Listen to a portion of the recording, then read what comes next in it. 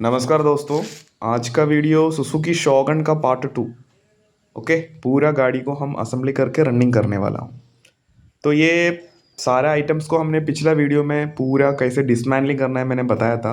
और इस पार्ट में हम पेंटिंग कर लिया ऑलरेडी। इसमें हमने ये जो ग्रे मतलब एपॉक्सी प्राइमर हमने मार दिया है। उसके बाद हमने jet black epoxy 2K black है, ये भी हमने इसमें मार दिया है।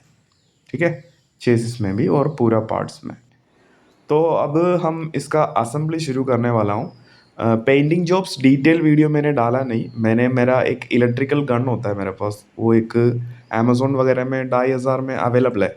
उसके साथ मैंने मेरा गाड़ी का पूरा पेंटिंग कर लिया था। पेंटिंग उतना खास नहीं है, फिर भी चलेगा, जंग तो नहीं पकड़ेगा और दिखने में भी थोड़ा बहुत ठीक है। तो अब हम असेंबली साइड में जाने वाला हूँ। तो ये गाड़ी का रिस्टोरेशन का पहले पार्ट है zinc coating. Zinc coating nut bolt का पूरा मैंने कर दिया। तो केरला में जिंक कोटिंग का पूरा नट बोल्ट का किट को करने के लिए मुझे 1300 रुपया खर्चा पड़ा। ओके, और ये चेसिस है। चेसिस हमने पूरा पेंटिंग करके रखा है असेंबली स्टार्ट करने के लिए। तो असेंबली डिटेल्ड असेंबली है, एक एक करके मैं बताऊंगा आप लोगों को कैसे कैसे असेंबली करना है। तो मेरा व्हील्स ये है, आगे पीछे का दोनों व्हील्स रिम के साथ मैंने पेंटिंग कर लिया। तो गाड़ी का रीटेस्ट आने वाला हूँ, तो एक डिटेल इसको डिसमेंटलिंग करके जिंक करके नया रिम वगैरह डाल के मैंने नहीं किया। तो इसको मैंने क्या किया था, simple black epoxy black paint मार के उसको मतलब जंग पकड़ने से बचा दिया। ठीक है, और वैसे तो सुजुकी शॉगन में तो हब वगैरह ब्लैक पेंट ही आता था, OEM मतलब स्टॉक गाड़ी में भी। ठीक है, तो असेंबली के टाइम पे पहले हम जैसे Yamaha RX 100 135 कैसे असेंबली होता है वैसे ही होता है इसका भी। चेसिस को मैंने उल्टा लेटा दिया और उसके सबसे पहले हमने सेंटर स्टैंड को पिन लगा रहा। Yamaha RX 100 में तो एक एक शाफ्ट होता है, किसके लिए, हमारा सेंटर स्टैंड के लिए एक शाफ्ट होता है, मगर इसमें एक बोल्ट होता है, उसमें नट लगता भी है। मगर RX 100 में एक छोटा सा सर्कलिप लगता है सेंटर स्टैंड का पिन में। ओके, तो ये हो गया हमारा सेंटर स्टैंड का फिट में। एक छोटा सा स्प्रिंग है और एक छोटा सा एडजस्टर टाइप का एक क्लिप है, उसको भी लगाना है। उसके बाद अगला चला जाएंगे हम लोग हमारा स्विंगिंग आर्म की तरफ में। ठीक है, ये है हमारा स्विंगिंग आर्म। तो स्विंगिंग आर्म में जो भी नट बोल्ट्स है उसके अंदर में मैंने पेपर घुसा दिया था ताकि पेंट अंदर ना जाए और थ्रेड्स को ख़राब ना करे। ये ज़रूरी है, नहीं तो फिर सारे थ्रेड्स में आपको सेम साइज़ का M6 या M5 का डाई लगा के फिर थ्रेड को क्लीन करना पड़ेगा। तो ये है हमारा लेफ़्ट एंड राइट का L ब्रैकेट्स। ये RX 100 में भी सेम होता है। तो मैं असेंबली में जो भी करूँगा ना, तो RX 100 मैंने ज़्यादा असेंबली किया है, सुजुकी का पहला असेंबली है मेरा। तो मैं कुछ भी करूँगा तो किसी दूसरे गाड़ी से कंपेयर करके ही बात करता हूँ ताकि हमें कुछ याद रह जाए, इसलिए। तो ये मेरा गांव है, ये केरला है। केरला में ये त्रिवेंद्रम है। ठीक है, तो पूरा हरियाली होता है केरला में। और आगे जो दिख रहा है आपको खेती बाड़ी भी दिखाई देगा, ये पैडी फील्ड्स है, मतलब चावल का खेत। Okay, so this is our boundary wall and उधर हमारा देखो खेत दिख रहा है ना आपको। पूरा बारिश चलते रहता है यहाँ पे, अभी तो बारिश का मौसम ही है। तो ये है हमारा गांव। चलो असेंबली में वापस चलते हैं। तो पहले हम ये स्विंगिंग आर्म को असेंबली करने वाला हूँ। स्विंगिंग आर्म को असेंबली करने से पहले जो पेंटिंग जो किया था यहाँ पे, वैसे स्टिकर लगा के इसको कवर करना था, मैं भूल गया। तो ये जो स्विंगिंग आर्म आके मिलता है ना, ये जो बुश टाइप जो दिख रहा है, यहाँ में बिल्कुल पेंट नहीं होना चाहिए। अगर पेंट रहेगा तो स्विंगिंग आर्म ज़्यादा टाइट रहेगा और धीरे धीरे स्विंगिंग आर्म चलते रहेगा और ये पेंट निकलते जाएंगे, फिर स्विंगिंग आर्म का शाफ्ट है ना वो लूज़ हो जाएगा, ऐसे एक प्रॉब्लम होता है। ठीक है, तो पहले मैंने ना इस स्विंगिंग आर्म का शाफ्ट को इसमें डाल के मैं चेक कर रहा हूँ ताकि सही सलामत जा रहा है कि नहीं है। तो ये ज़रूरी है क्योंकि स्विंग आर्म का ये जो मेन शाफ्ट होता है वो टेढ़ा नहीं होना चाहिए, एकदम स्ट्रेट जाना चाहिए। उसमें जितना रिक्वायरमेंट ग्रीस लगा के उसको असेंबली करना चाहिए, ठीक है। कभी भी पार्ट्स को कभी भी ड्राई फिटिंग नहीं करने का, वो इंजन पार्ट्स हो या चेस असेंबलीज हो। मेन चेस असेंबलीज को हमेशा वेट फिट ही करना, मतलब चेस फिटिंग के टाइम पे ग्रीस यूज़ करना है, ठीक है, ताकि इंटरनल पार्ट्स में ग्रीस ना लगे। और बहुत ज़्यादा है, मतलब ये सब लुब्रिकेशन पार्ट्स है। स्विंगिंग आर्म इसे मूवेबल पार्ट्स, तो उसको लुब्रिकेशन का ज़रूरत पड़ता है, तो इसमें हम ग्रीस का इस्तेमाल करते हैं, ठीक है। उसके बाद हम जो एल ब्रैकेट लगा दिया, उसके बाद उसका मेन बोल्ट को भी टाइट कर रहा हूँ। अभी मैं सारे चीज़ को हैंड टाइट ही करूँगा, और फाइनल गाड़ी जब खड़ा हो जाएगा मतलब टायर पे चढ़ेगा, तब मैं पूरा टाइट नट बोल्ट को टाइट करेंगे, ठीक है। तो ये मेरा टेक्निक है। अलग अलग मैकेनिक को अलग अलग टेक्निक्स होता है। और ये जो एल ब्रैकेट में यहाँ पे एक 13 का बोल्ट लगता है, ठीक है। वैसे 13 का बोल्ट है, मगर उसका हेड 12 का पाना लगता है, 12 का स्पैनर लगता है, ठीक है। तो ये एक स्पेशल है। तो RX 100 में इस टाइम पे फ्लेंज बोल्ट लगता है, और सुजुकी में यहाँ पे 12 नंबर का एक स्पेशल बोल्ट लगता है, ओके। और ये स्विंगिंग आर्म है, स्विंगिंग आर्म का एक्शन वगैरह एक बार क्रॉस चेक कर लेना, ठीक है। अब अगले बार ये आ गया शॉकर का।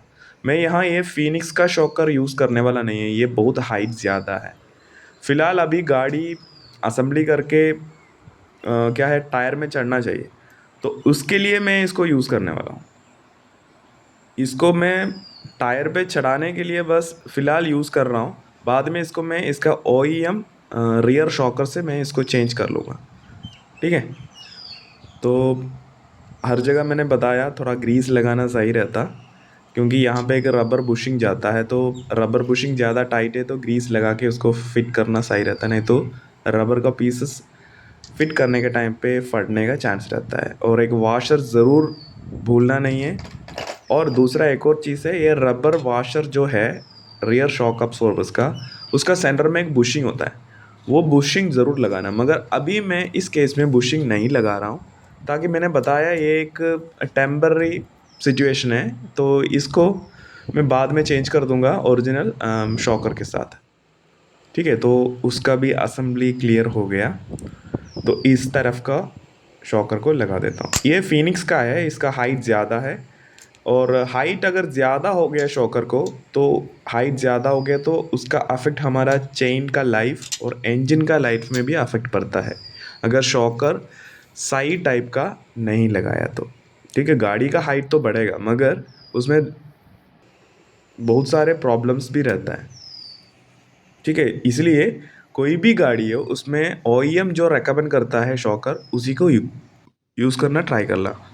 अगर नहीं मिल रहा है तब दूसरे ऑप्शंस के लिए सोचना, ठीक है। ये हमारा स्विंगिंग आर्म का स्टे है। RX 100 में एक स्टे बोल्ट होता है, स्टे नट होता है, टाइट होता है, उसमें इतना ही होता है। मगर इस गाड़ी में सुजुकी में एक स्पेशल स्प्रिंग होता है, और एक वॉशर होता है, और एक 13 का नट होता है। तो यहाँ पे एक प्लस पॉइंट ये है कि थोड़ा बहुत जो टायर से प्रोड्यूस होता है वाइब्रेशन, वो ये स्प्रिंग अब्सॉर्ब कर लेगा, वो टोटल गाड़ी का वाइब्रेशन में बहुत कम हो जाता है। मैं सुजुकी शोगन राइड किया हुआ है, परफेक्टली बिल्ड OEM गाड़ी।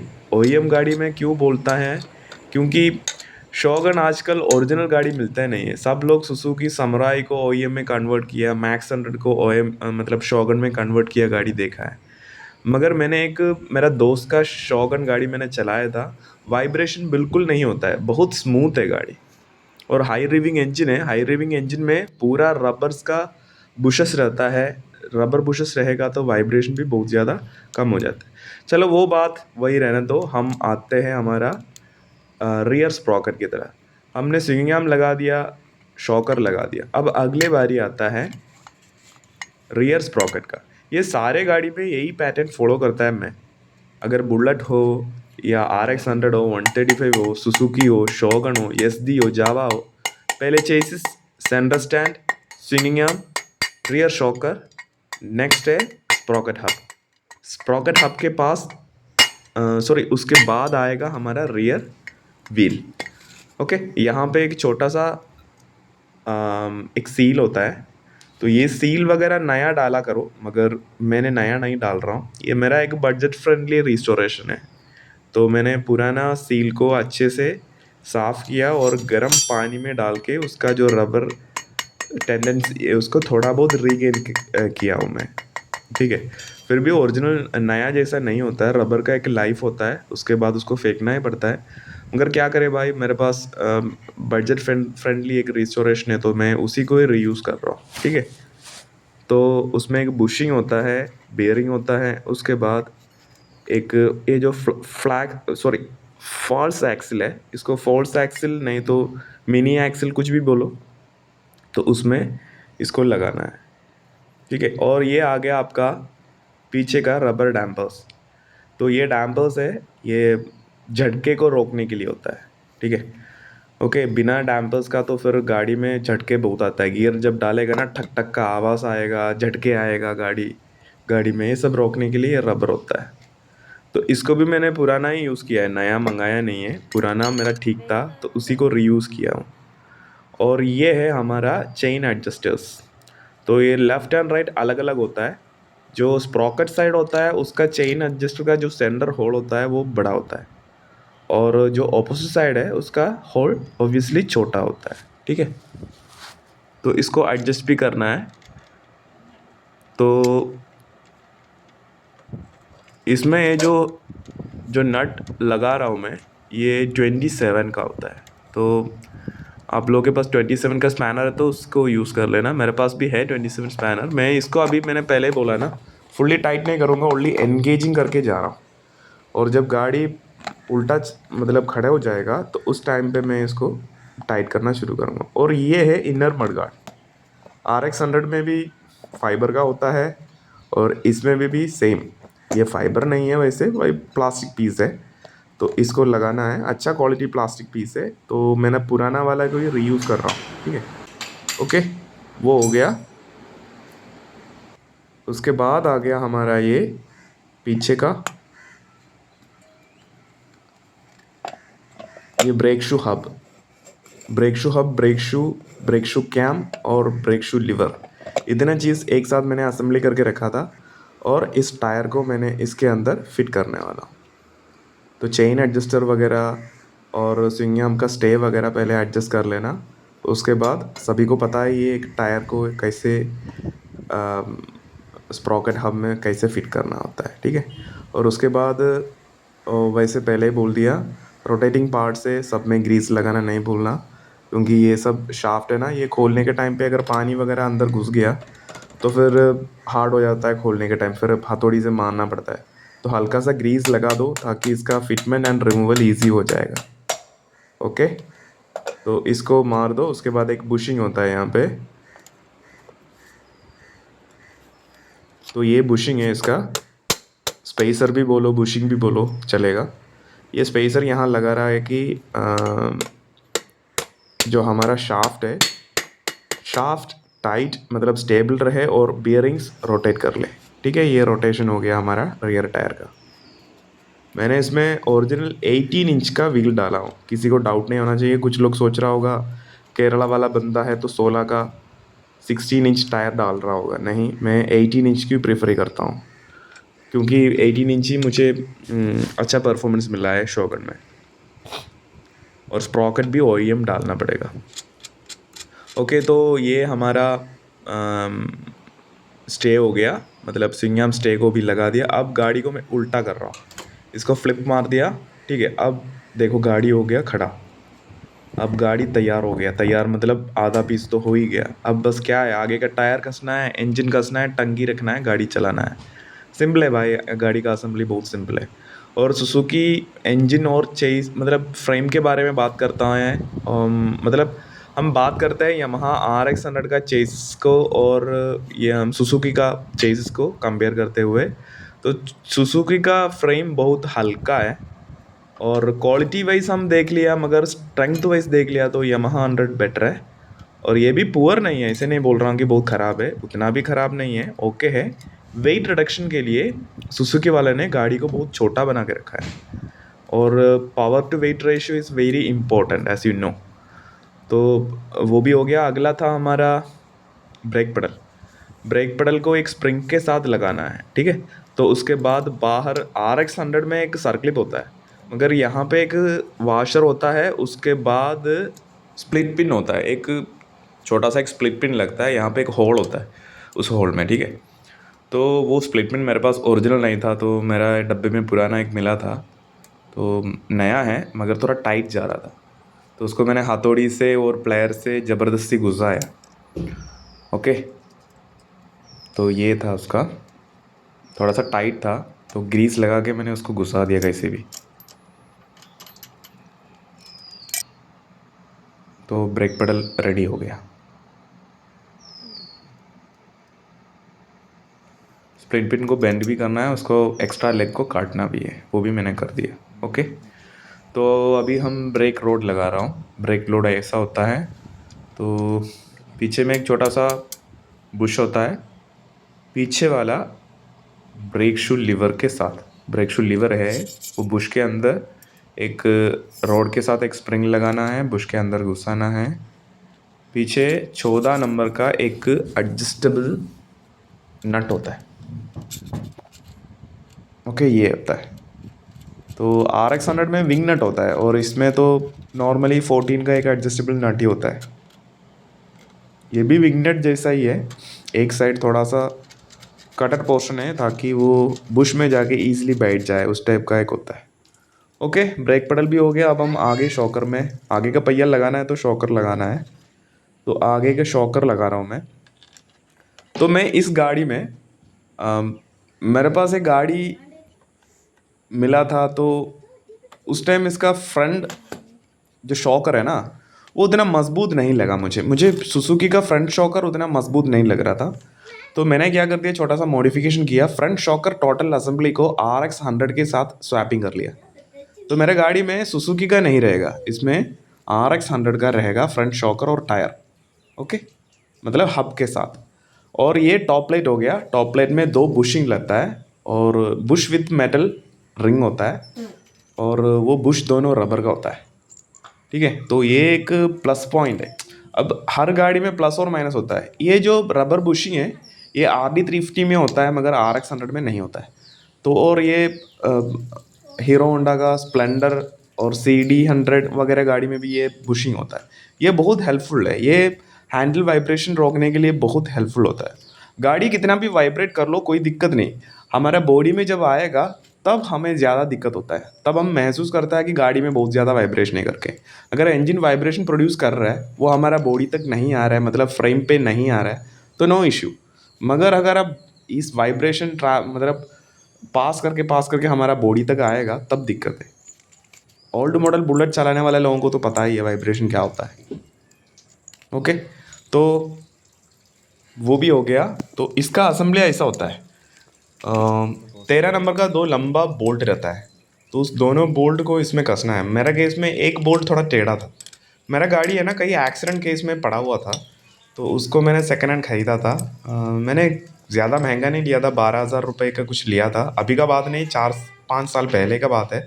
अभी इसका रिन्यूअल टाइम आ गया, इसलिए इसको रिस्टोरेशन कर रहा हूँ। तो ये हो गया हमारा टॉप प्लेट कंप्लीट। तो टॉप प्लेट को लगाना है, तो मैंने कॉर्न बोल्ट से फिट करना मैं भूल गया। वैसे तो वीडियो लिया था, डिलीट हो गया मेरे फ़ोन से। तो कॉर्न बोल्ट सेट ऑब्वियसली सबको पता है, ये सिंपल है। ऊपर नीचे इनर इनर रेस और आउटर रेस रहता है। इनर रेस आउटर रेस के बीच में छोटे छोटे बोल्ट्स रहता है, ठीक है। ओके, और बोल्ट्स को चेंज करना है, और हमेशा इस बोल्ट्स को नया डालना ही अच्छा रहता है। और कौन मतलब रेसेस भी नया लगाना सही रहता है। और इसके ऊपर टॉप नट होता है। RX 100 में टॉप प्लेट 13 नंबर का 2 बोल्ट के साथ हम टॉप प्लेट में टाइट करता है, मगर इसमें ऐसा नहीं है। जो इनर ट्यूब है, इनर ट्यूब के टॉप नट इटसेल्फ, उसको हम टॉप प्लेट के साथ टाइट करना पड़ता है। ओके, अगर इसमें कंपैरिजन चेक कर लिया तो मुझे यामाहा से अच्छा ये अच्छा लगा है, और इसमें स्ट्रेंथनिंग भी अच्छा है, और फ्रंट शॉकर का स्ट्रेंथनेस भी अच्छा रहेगा, ठीक है। तो ये यामाहा से अच्छा ये जो टॉप नट टाइट करने वाला चीज़ अच्छा रहा, मगर शॉकर बहुत पुअर है, इसलिए मैंने सुजुकी का शॉकर हटा दिया। शॉगन आपको पता है ये 10,000 रिप के ऊपर जाने वाला है, 11,000। अगर चेम्बर लगा दिया तो 12,000 तक जाएगा गाड़ी का आरपीएम। तो इतना आरपीएम गाड़ी में इतना पुअर क्वालिटी फ्रंट शॉकर्स लगाना मतलब वही फूलिशनेस है, इसलिए मैंने चेंज कर लिया RX 100 का शॉकर के साथ। सबसे अच्छा फ्रंट डिस्क ब्रेक होना चाहिए, मगर डिस्क ब्रेक मेरे पास अभी अवेलेबल नहीं था, इसलिए मैंने इसी को ही लगा रहा। ठीक है, अब टॉप नट को टाइट करके बैठाना थोड़ा सा दिक्कत तो है। उसको आप इसमें 17 का स्पैनर लगता है। ठीक है, अगर आपको दिक्कत हो रहा है तो ऊपर से एक 17 का सॉकेट लगा के और टॉमी बार से आपको टाइट कर सकता है। ठीक है, यहाँ पे मैंने 17 का स्पैनर ही यूज़ कर रहा हूँ, मेरे केस में वो इजी था। ठीक है, तो ये हो गया आपका फ्रंट शॉकर असेंबली। अब हम इसमें टायर चढ़ा सकता है। अब टायर चढ़ाने से पहले हमें इसमें हेडलाइट स्टे लगाना है। हेडलाइट स्टे में 2 रबर का बुशेस रहता है, तो उसका फ़ोटोज़ मैं यहाँ लगा रहा हूँ। उस बुशेस अभी अवेलेबल नहीं है, मैंने ऑर्डर किया है ऑनलाइन में, तो ऑर्डर अभी तक पहुँचा नहीं है। तो 180 रुपीज़ का है वो रबर बुशेस, वो बहुत इंपॉर्टेंट है। अगर वो रबर बुशेस नहीं है तो हमारा वाइब्रेशन बहुत ज़्यादा आएगा। तो जितना भी रबर बुशेस है, अगर आप रिस्टोरेशन कर रहे हैं तो रबर बुशेस हमेशा नया लगाना ट्राई कर लो। ओके, तो अभी मैं हैंडल को टाइट कर रहा हूँ। तो मेरे में ये OEM हैंडल नहीं है। शॉगन का OEM हैंडल डिफरेंट होता है, थोड़ा हैवी रहता है। मेरे केस में वो मिसिंग है, और मेरे पास एक ये बार हैंडल किसी ने लगा रखा है, और उसका शेप बिगड़ा हुआ नहीं है, शेप वगैरह ओके है, बेंड नहीं है, स्ट्राइट है। तो इसी को मैंने रीयूज़ कर रहा हूँ। और ये जो नट है, ये नट डिफरेंट है, ये 12 का होता है। जैसे ये नट कहाँ लगता है, जैसे मैंने एल ब्रैकेट बोला था फुट रेस्ट का, तो एल ब्रैकेट में भी सेम नट लगता है। ठीक है, तो ये नट को मैंने सिंक नहीं निकल प्लेटिंग कराना भूल गया, तो थोड़ा सा जंग लगा हुआ है। इसको मैंने साफ़ कर लिया, वाई ब्रश से क्लीन करके थोड़ा सा साफ़ कर लिया, WD-40 मार के। इनफ है, तो जंग तो नहीं लगेगा, आगे सोचेंगे, उसके बारे में सोचेंगे हम आगे। किसी दिन इसको खोल के हम फिर से प्लेटिंग करवाएगा। सो फ्रंट हैंडल टाइट अगर हो गया तो हमें फिर इसमें ये सब पेंटिंग के टाइम में मैंने ये मास्किंग टेप लगाया था, ताकि ये जो हैंडल जो थ्रॉटल लगता है ना, वहाँ पे अगर ज़्यादा पेन लग गया तो फिर वो घूमेगा नहीं। ये है हमारा हेडलाइट स्टे, और हेडलाइट स्टे 2 होता है। ये RX टाइप होता है। RX, ये जो हेडलाइट स्टे है, इसके ऊपर और नीचे 2 रबर लगता है। अभी मेरे पास अवेलेबल नहीं है, उसका फ़ोटोज़ मैं लेफ़्ट साइड में दिखा रहा हूँ, उसको लगा के आप लोगों को फिट करना है। ठीक है, शोगन असेंबली हम कॉमनली बता रहा तो RX 100 असेंबली से सिंपल है। अगर क्योंकि RX 100 का असेंबली थोड़ा कॉम्प्लिकेटेड लगता है, इसका बहुत सिंपल है। ठीक है, ये सेंटर स्टैंड है, और सेंटर स्टैंड असेंबली भी बहुत सिंपल है।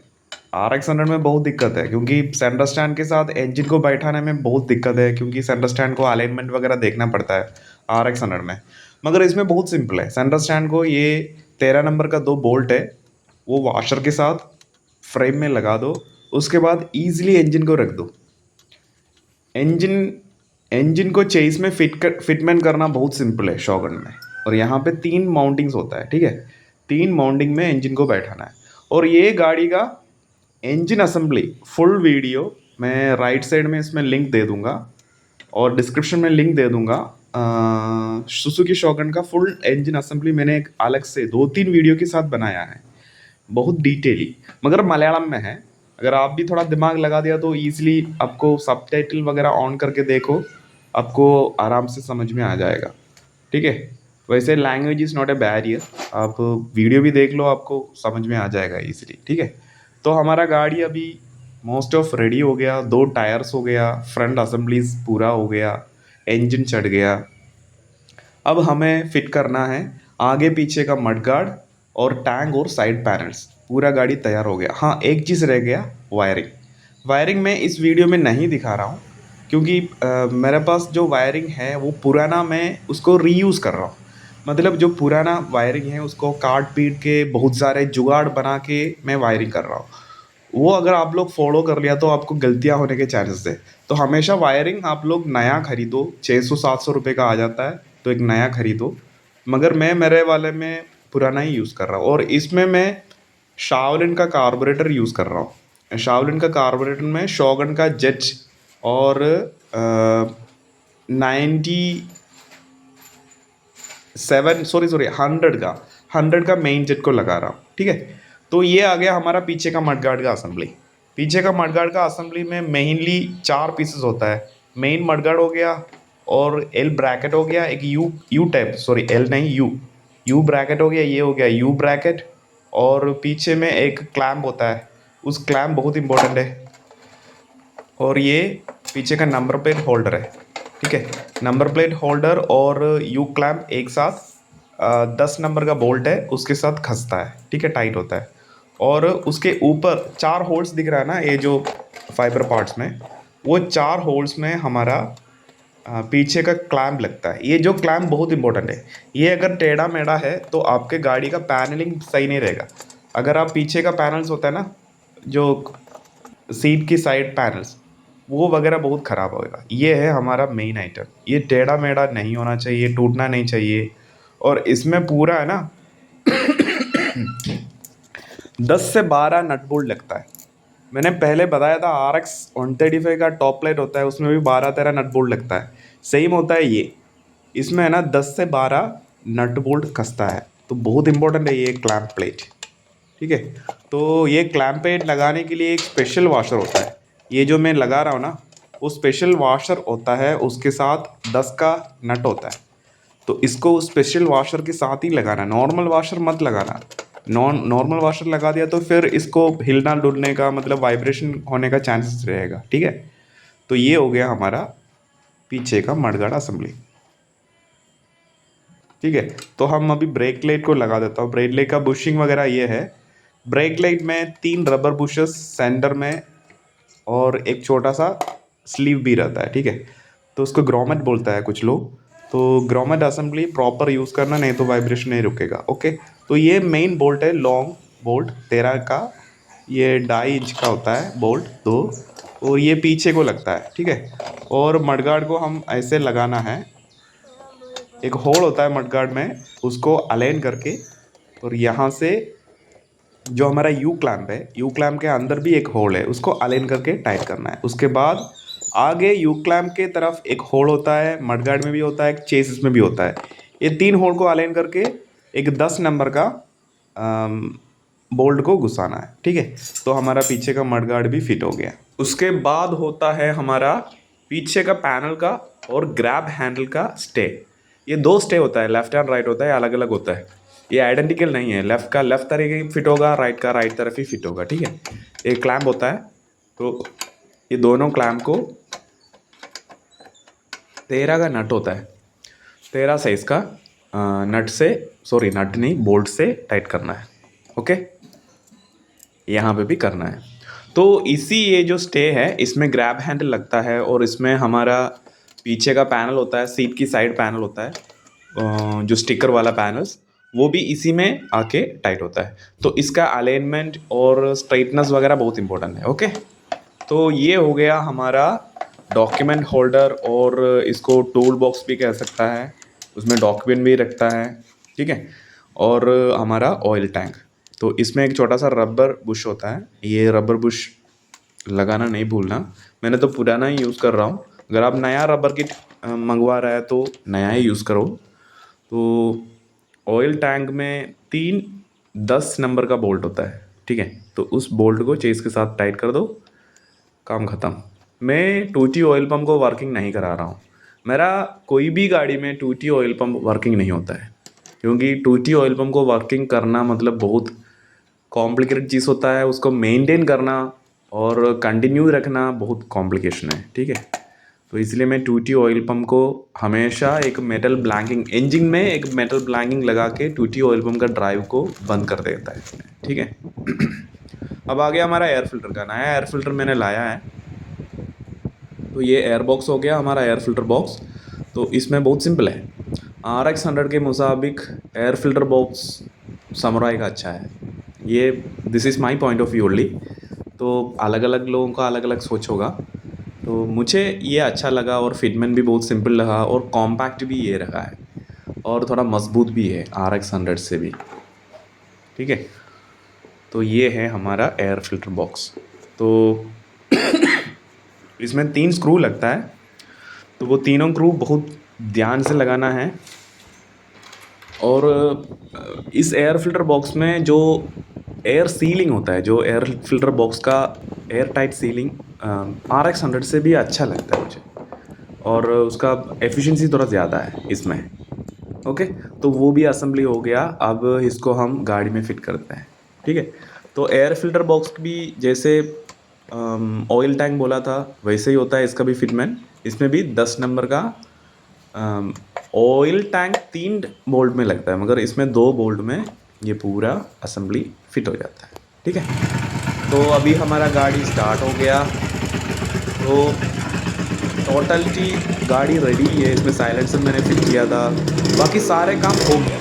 ठीक है, अब इसमें पैनलिंग, टैंक कैसे फिट करना, फ्रंट कंसोल को फिट करना, ये सब वीडियो मैंने निकाला था, मगर बैड लक डिलीट हो गया मेरे से, तो सॉरी फॉर दैट। तो ये है हमारा इस वीडियो, इसका फुल ट्यूनिंग और परफॉर्मेंस राइडिंग वगैरह आगे आने वाला किसी वीडियो में मैं दिखा दूंगा। अभी तो गाड़ी तैयार हो गया पूरे, गाड़ी अभी रनिंग है। ठीक है, तो अभी तो मैंने पेट्रोल टैंक वगैरह नहीं लगाया, इसको टेस्ट रनिंग कर रहा हूँ, स्टार्ट हो रहा है कि नहीं चेक करना है ना। तो इसका इंजन का फुल असेंबली वीडियो मैंने डिस्क्रिप्शन में लिंक दे दूंगा, आप लोग वहाँ जाके देख लेना शॉगन का इंजन असेंबली कैसे करना है। और ये है हमारा अभी का गाड़ी, ये मैंने सिल्वर पेंट किया था गाड़ी में, और गाड़ी थोड़ा बहुत ठीक है, और मतलब रीटेस्ट पास होने के लिए ये अभी इनफ है। ठीक है, थैंक यू।